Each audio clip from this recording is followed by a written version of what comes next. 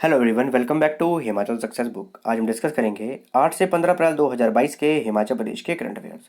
इसके अलावा अगर आपको इस सेशन की पीडीएफ चाहिए तो आप टेलीग्राम चैनल से डाउनलोड कर सकते हैं। टेलीग्राम पे सर्च कीजिए हिमाचल सक्सेस बुक और वहाँ से आप इस सेशन की पीडीएफ प्राप्त कर सकते हैं। स्टार्ट करते हैं discussion. First question is which site has been identified by the geological survey of India as geological heritage site in Himachal Pradesh. भारतीय भूवैज्ञानिक सर्वेक्षण ने हिमाचल प्रदेश में भूवैज्ञानिक विरासत स्थल के रूप में किस स्थल की पहचान की है? ये की गई है शिवालिक फॉसिल पार्क की। तो हाल ही में जो हमारा जियोलॉजिकल सर्वे ऑफ इंडिया है उनके द्वारा पूरे भारत की दो ऐसी साइट हैं जिन्हें कि जियोलॉजिकल हेरिटेज साइट यानी कि भूवैज्ञानिक विरासत स्थल के रूप में आइडेंटिफाई किया गया है। इनमें से एक है शिवालिक फॉसिल पार्क जो कि हिमाचल प्रदेश में स्थित है और दूसरी है सिक्किम की स्ट्रोमेटोलाइट युक्त डोलोमाइट बक्सा फॉर्मेशन। इन दोनों साइट को जियोलॉजिकल हेरिटेज साइट के रूप में आइडेंटिफाई किया गया है जियोलॉजिकल सर्वे ऑफ इंडिया के द्वारा। और अब पूरे भारत में 34 साइट्स ऐसी हो चुकी हैं जो कि जियोलॉजिकल हेरिटेज साइट बन चुकी हैं। इसके अलावा जो हमारा शिवालिक फॉसिल पार्क है इसे सुकेती फॉसिल पार्क के नाम से भी जाना जाता है और ये हिमाचल प्रदेश के सिरमौर जिले में स्थित है और इसे नेशनल जियो हेरिटेज मॉन्यूमेंट फॉसिल पार्क के रूप में भी अधिसूचित किया गया है। और ये जो शिवालिक फॉसिल पार्क है लगभग 2.6 मिलियन से लेके 11,700 वर्ष पूर्व जो एक एज थी जिसे कहते हैं प्लीस्टोसीन एज, उस समय की जो शिवालिक चट्टानों से बरामद केशरू के जीवाश्म यहाँ पे पाए गए। केशरू के जीवाश्म यानी कि वर्टेब्रेट फॉसिल्स यहाँ पे पाए गए। तो इन सभी का संग्रहालय बना के रखा गया है शिवालिक फॉसिल पार्क में। What is the unemployment rate in Himachal Pradesh as per the data released by Center for Monitoring Indian Economy for March 2022? मार्च 2022 के लिए centre for monitoring Indian economy द्वारा जारी आंकड़ों के अनुसार हिमाचल प्रदेश में बेरोजगारी दर क्या है? ये है 11.7%। तो हाल ही में जो हमारा centre for monitoring Indian economy है उनके द्वारा आंकड़े जारी किए गए और मार्च 2022 में हिमाचल प्रदेश में जो बेरोजगारी दर है वो है 11.7%। पिछले वीक में हमने एक डिस्कशन की थी नेशनल इंटरनेशनल करंट अफेयर्स की, उसमें मैंने आपको बताया था 12.1%। और आज जब मैंने रिकॉर्ड करने से पहले इसको देखा, इनकी वेबसाइट पर देखा तो वहाँ पर 11.7% आ रही थी। तो दोनों को ध्यान रखिएगा। तो वैसे जो भी करंट अपडेशन के हिसाब से आई है मार्च 2022 के लिए वो है 11.7%। और पूरे देश में सबसे कम जो अनएम्प्लॉयमेंट रेट है वो है छत्तीसगढ़ की, वो है 0.6%। और सबसे ज़्यादा जो है वो है हरियाणा की, वो है 26.7%। और हमारे इंडिया में देखा जाए तो 7.6% है बेरोजगारी दर unemployment rate. In which category is the Himachal Pradesh in the first state energy and climate index round 1 of NITI Aayog? NITI Aayog के पहले state energy and climate index round 1 में हिमाचल प्रदेश की श्रेणी में है। तो हिमाचल प्रदेश अचीवर्स की श्रेणी में है इस इंडेक्स में। तो हाल ही में नीति आयोग यानी कि national institution for transforming India, इनके द्वारा पहली बार राज्य ऊर्जा और जलवायु सूचकांक यानी कि state energy and climate index ये पहली बार रिलीज किया गया है और अप्रैल 2022 में इसे रिलीज किया गया। और ये जो state energy and climate index है इसका उद्देश्य ये है कि जलवायु और ऊर्जा क्षेत्र यानी कि क्लाइमेट और एनर्जी सेक्टर में जितने भी राज्य हैं भारत के और केंद्र शासित प्रदेश हैं उनके द्वारा जो भी प्रयास किए गए उनको ट्रैक करना है और रैंकिंग डिसाइड करना है। तो बड़े राज्यों में अव्वल पे रहा, नंबर 1 पे रहा गुजरात, छोटे राज्यों में गोवा और केंद्र शासित प्रदेश इसमें नंबर 1 पे रहा चंडीगढ़।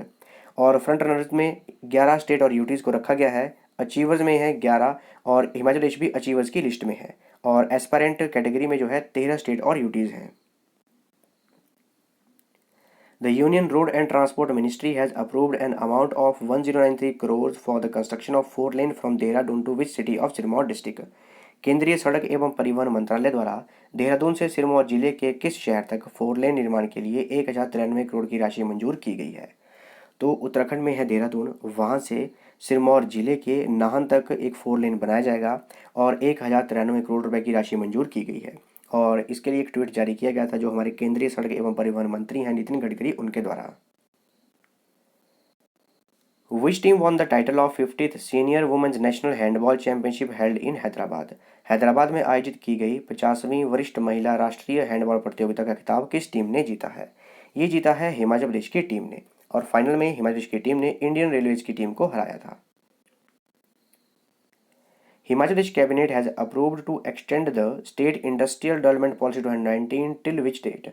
हिमाचल प्रदेश कैबिनेट ने प्रदेश औद्योगिक विकास नीति 2019 को कब तक बढ़ाने की मंजूरी दी है? तो 31 दिसंबर 2025 तक इसे बढ़ा दिया गया है, इसे अप्रूवल दे दिया गया है जो हमारी स्टेट इंडस्ट्रियल डेवलपमेंट पॉलिसी 2019 है। Where was the national health fest for Divyangjan we care organised? National health fest for Divyangjan we care कार्यक्रम का आयोजन कहाँ किया गया था? ये किया गया था सुंदरनगर में।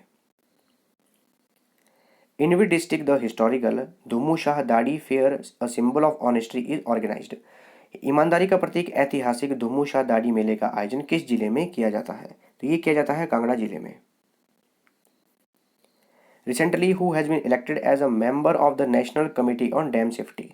हाल ही में किसे राष्ट्रीय बांध सुरक्षा समिति के सदस्य के रूप में चुना गया है? ये हैं Devendra Kumar Sharma.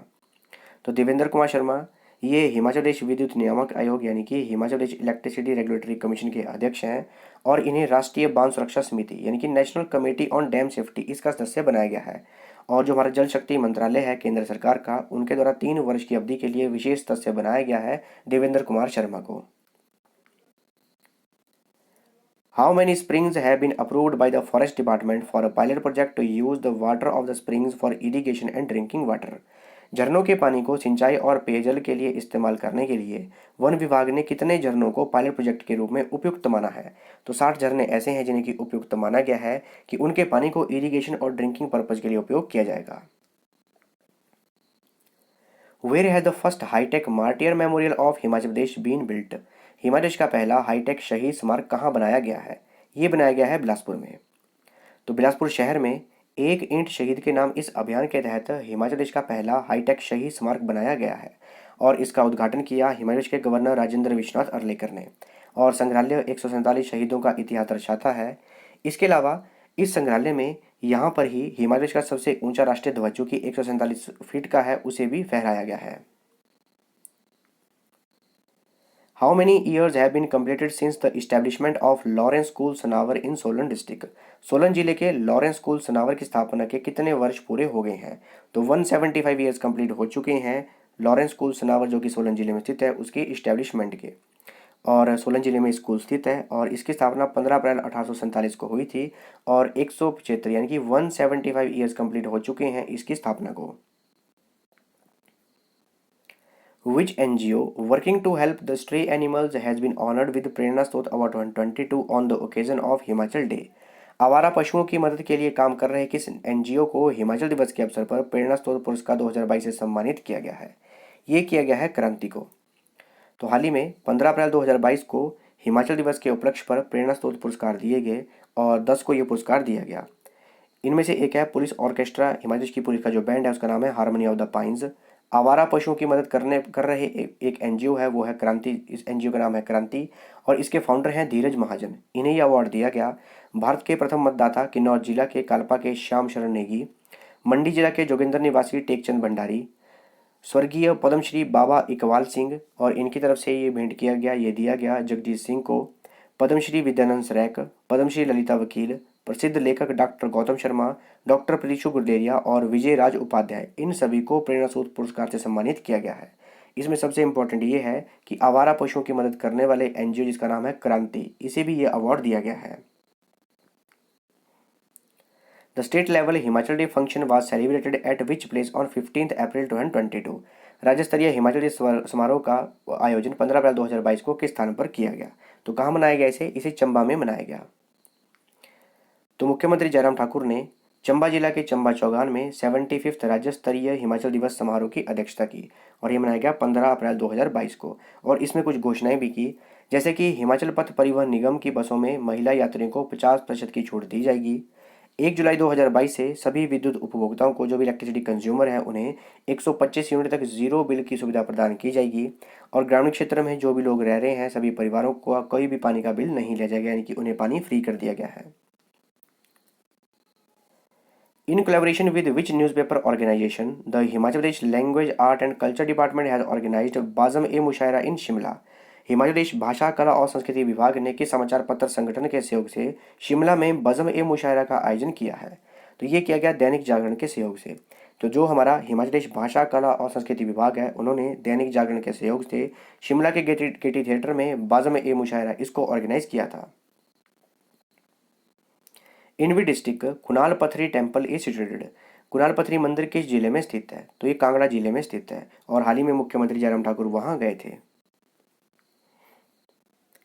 The University of Horticulture and Forestry Noni, in collaboration with which institute, had developed the first indigenous anti-hail gun, which has been installed at Jubbal Shimla. बागवानी और वानिकी विश्वविद्यालय नौनी ने किस संस्थान के सहयोग से पहली स्वदेशी एंटी हेल गन का निर्माण किया है, जिसे शिमला के जुब्बल में स्थापित किया गया है। तो ये जो पहली हमारी first indigenous anti hail gun बनाई गई है, स्वदेशी एंटी हेल गन बनाई गई है, ये आईआईटी बॉम्बे के सहयोग से बनाई गई है। तो हमारे पहली स्वदेशी एंटी हेल गन जो बनाई गई है वो आईआईटी बॉम्बे द्वारा बागवानी और वानिकी विश्वविद्यालय नौनी यानी कि नौनी यूनिवर्सिटी के सहयोग से बनाई गई है और इसे शिमला जिले के जुब्बल के मंढोल गांव में स्थापित किया गया है। और ये जो एंटी हेल गन है इसका उपयोग बादल बनने और ओलावृष्टि के खिलाफ जो भी इसकी प्रभाविता है उसके लिए चेक करने के लिए इसे इंस्टॉल किया गया है। और स्वदेशी एंटी हेल गन बनाने का फ़ायदा क्या है कि अगर हम विदेश से एंटी हेल गन मंगवाते हैं तो उसकी कीमत लगभग 1 करोड़ रुपए है और जो स्वदेशी तरीके से तैयार की गई है 15 से 20 लाख रुपए की इसकी लागत है। और इस एंटी हेल गन में एसिटिलीन गैस की जगह एलपीजी गैस का इस्तेमाल किया गया है और ये एलपीजी गैस एसिटिलीन गैस की कंपैरिजन में काफ़ी सस्ती है। और इस एंटी हेल गन को स्पॉन्सर किया गया है यानी कि प्रायोजित किया गया है विज्ञान और प्रौद्योगिकी विभाग यानी कि साइंस एंड टेक्नोलॉजी डिपार्टमेंट द्वारा। और पिछले वर्ष इसे जो एंटी हेल गन है इसे कृषि विज्ञान केंद्र कंडाघाट में स्थापित किया गया था। Which temple of Kangra district is among 19 ancient monuments identified by the Archaeological Survey of India to be declared as Monument of National Importance? भारतीय पुरातत्व सर्वेक्षण द्वारा राष्ट्रीय महत्व के स्मारक के रूप में घोषित किए जाने वाले 19 प्राचीन स्मारकों में कांगड़ा जिले का कौन सा मंदिर है? यह है हमारा कालेश्वर महादेव टेम्पल। तो कांगड़ा जिले के परागपुर में ब्यास नदी के तट पर स्थित कालेश्वर महादेव मंदिर 19 प्राचीन स्मारकों में से एक है, जिसे कि आर्कियोलॉजिकल सर्वे ऑफ इंडिया द्वारा राष्ट्रीय महत्व के स्मारक यानी कि नेशनल इंपॉर्टेंस के मॉन्यूमेंट के रूप में घोषित किया गया है।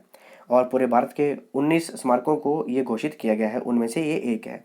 और ये जो कालेश्वर महादेव मंदिर है इसे महारुद्र मंदिर के नाम से भी जाना जाता है और ऐसा माना जाता है कि यहाँ पर आत्माएं विश्राम करती हैं। और मंदिर जो है लगभग 450 वर्ष पुराना है और जो यहाँ पर शिवलिंगम है वो ज़मीन स्तर से काफ़ी नीचे है। और ये जो मंदिर जो है बलुआ पत्थर यानी कि सैंडस्टोन से बनाया गया है और शिखर स्टाइल का उपयोग इसमें किया गया है। और ऐसी मान्यता ये है कि मानसून के दौरान जब ब्यास नदी का जल प्रवाह बढ़ता है तो जो शिवलिंग धरती के नीचे मौजूद है उस शिवलिंग को छूती है ब्यास नदी।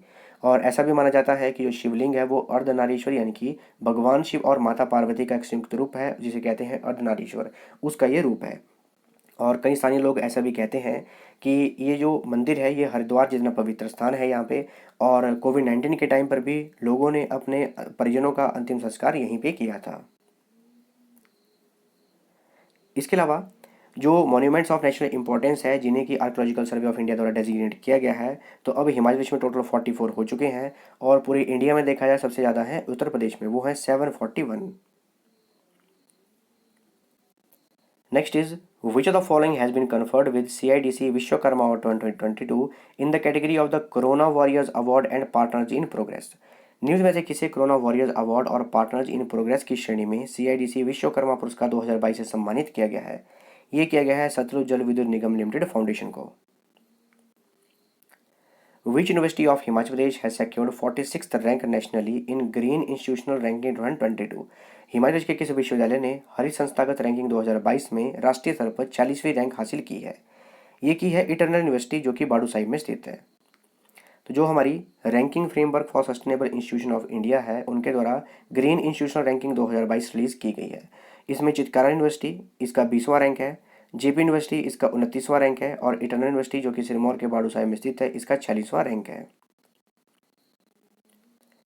Indian railways has shut down operations of how many stations of Pathankot Jogindernagar narrow gauge rail line with immediate effect highlighting a lack of income? भारतीय रेलवे ने आय की कमी को उजागर करते हुए Pathankot Jogindernagar narrow gauge rail line के कितने स्टेशनों का परिचालन तत्काल प्रभाव से बंद कर दिया गया है? तो 2 रेलवे स्टेशन हैं जिन्हें कि बंद कर दिया है। तो भारतीय रेलवे ने आय की कमी को उजागर करते हुए Pathankot Jogindernagar narrow gauge rail line के 2 स्टेशनों का परिचालन बंद कर दिया है। इनमें से एक है बैजनाथ मंदिर रेलवे स्टेशन, दूसरा है चौंतरा बतेहर रेलवे स्टेशन। आय की कमी की वजह से इन दोनों को बंद कर दिया है। In which district is the Pandit Jawaharlal Nehru Government Medical College situated, where the first batch of MBBS students passed out? Pandit Jawaharlal Nehru government medical college किस जिले में स्थित है जहां MBBS छात्रों का पहला बैच पास आउट हुआ? तो ये चंबा जिले में स्थित है। ये थी हमारी डिस्कशन। और अगर आपको इस सेशन की पीडीएफ चाहिए तो आप टेलीग्राम चैनल से डाउनलोड कर सकते हैं। टेलीग्राम पे सर्च कीजिए हिमाचल सक्सेस बुक और वहाँ से आप इस सेशन की पीडीएफ प्राप्त कर सकते हैं। इसके अलावा फेसबुक, इंस्टाग्राम, टेलीग्राम इन पे भी आप फॉलो कर सकते हैं। So thanks for watching video. Do like, share and subscribe my channel.